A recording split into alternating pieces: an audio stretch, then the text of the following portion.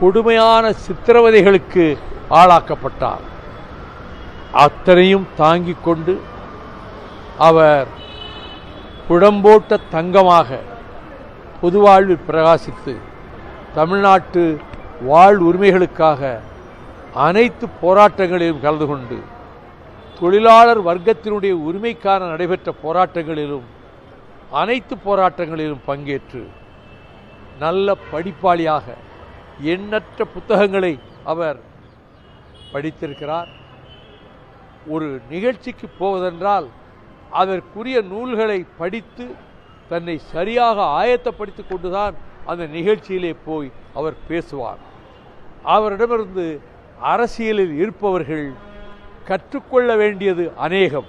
ஒன்று, அவர் கடைப்பிடித்திருக்கின்ற நேர்மை, இன்னொன்று அவரது எளிமை, இன்னொன்று அவர் ஏற்றுக்கொண்ட தியாகம், இன்னொன்று மாற்றுக் கட்சியிலும் அனைவரையும் மதித்து பழகுகின்ற பண்பாடு நாகரீகம்.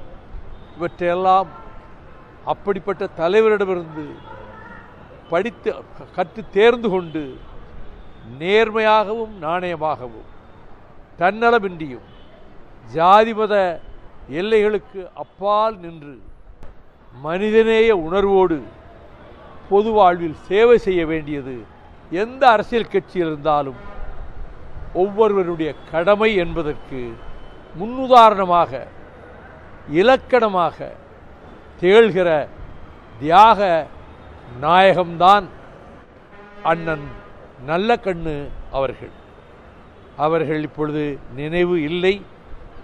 மருத்துவமனையிலே அவருக்கு தகுந்த சிகிச்சையை இந்த அரசு மருத்துவமனையுடைய மருத்துவர்கள் செய்து வருகிறார்கள்.